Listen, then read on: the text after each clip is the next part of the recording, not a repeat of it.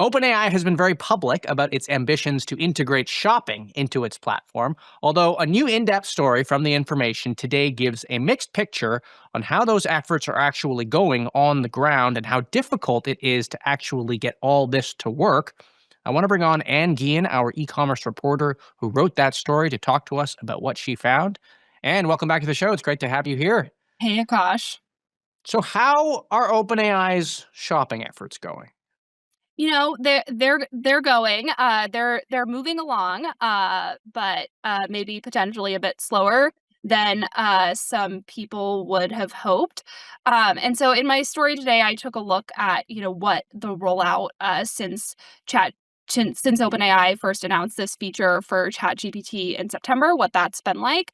And it's taken a lot of work on the part of both OpenAI as well as all of the other companies that they've partnered with to make this work.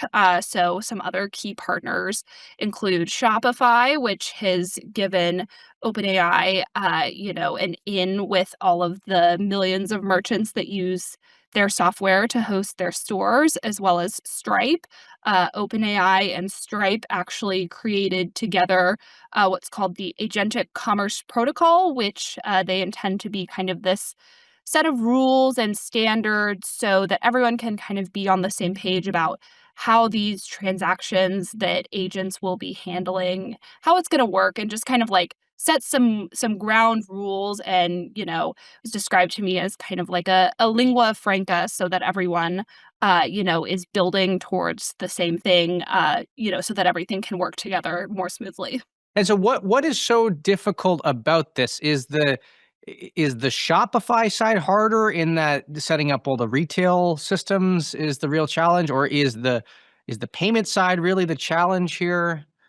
I mean, there's a lot of considerations here, and I think part of why this is so complex is it's a lot of different systems that all have to work together and coordinate and communicate. But right now, according to my reporting, it seems like a lot of the time and energy is focused on working pretty closely with the merchants that are live, and helping them with their product data.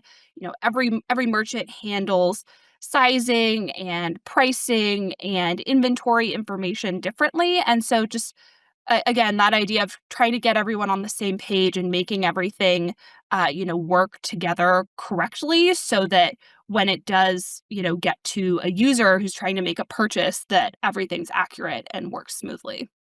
Now, what about the other platforms out there that have said that they are interested in shopping? I think, if I'm not mistaken, Perplexity had something in this arena, right? Is theirs further ahead?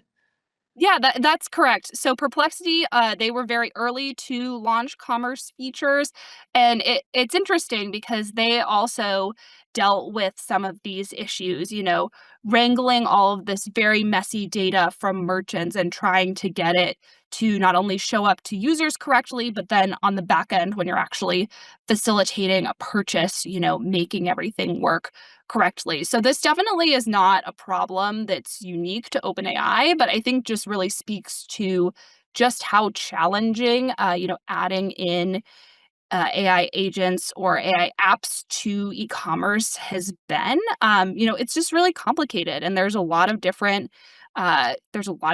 companies at play, and there's a lot of different things, that all need to work smoothly for it to be perfect for How, the user. how big an opportunity do we think this is for OpenAI? Well, my colleagues have reported that OpenAI wants to make something on the order of, $110 billion from its free users by the end of this decade. So in the next 4 years, I think a lot of people expect that commerce will be a big piece of that. So OpenAI has said, they might take a cut of some of the sales that are made on ChatGPT. It's a pretty standard kind of marketplace model. So I think as this scales up, they certainly will be seeing more revenue coming from that if they do start taking a cut of the sales that they make. And then as well as introducing commerce also brings in the potential for advertising, which, is a whole other debate that we've written about a bunch. But it's a huge opportunity for OpenAI. And so I think it makes sense that they are rolling this out very slowly and, trying to figure out exactly how to get this perfect before they kind of flip the switch and open it up to everybody. Now, you've also covered e-commerce with the social media platforms and how TikTok, for example, has waded deeper into that category. And we've done some reporting about Instagram, and I guess we've seen that story play out in terms of it going in and out of shopping. I don't know, I'm not sure where it stands now. It feels like they always want to do more shopping, and then there's sort of Right. less of it happening. But uh, what lessons do you think OpenAI can learn from the way that TikTok, for example, tried to integrate with shopping beyond just it being difficult, which I think we understand? I wonder if there are behavioral considerations from customers that you think they are learning from insofar as how people actually do their buying. For sure, and I think that's something that they're extremely mindful of, and I think this also relates to the advertising conversation as well.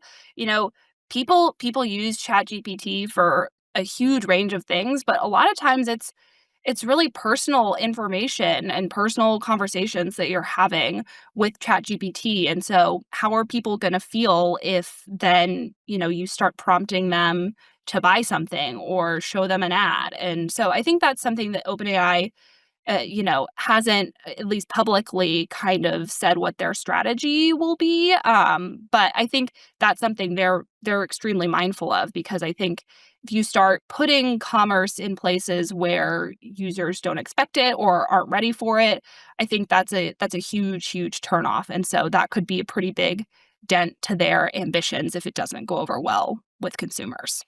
Great. Well, and I want to thank you for coming on. That is Ann Gehan, our e-commerce reporter here at The Information.